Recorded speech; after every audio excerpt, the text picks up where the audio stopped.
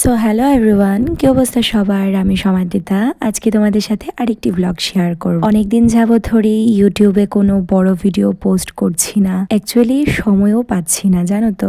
তো ভাবলাম 2-3 দিনের ভিডিও মিলে যদি একটা বড় ভিডিও বানানো যায়, কিন্তু আনফরচুনেটলি সেটা 2 মিনিটের বেশি তো বড় হতেই পারে না। তো আমার চলছিল এক্সাম, জানো তো।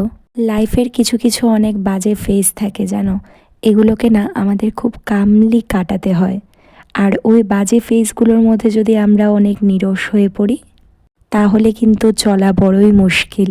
তো ওই দিন এক্সামটা কমপ্লিট করে দেন ক্লাস করে চলে আসলাম বাড়িতে। বাড়ি এসে আমার রুমটা ভীষণ ডিসঅর্গানাইজ অ্যান্ড মিসম্যাচ ছিল।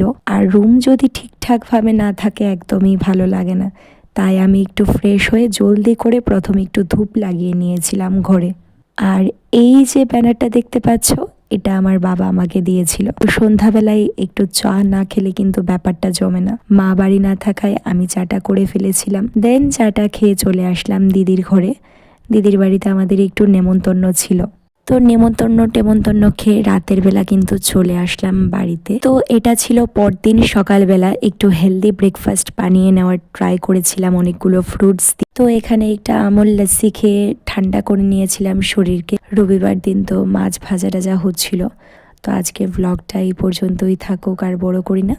সো ইয়া, সবাই ভালো থেকো। অন্যদিন অন্য কোনো একটা ভিডিও আবার দেখা হবে।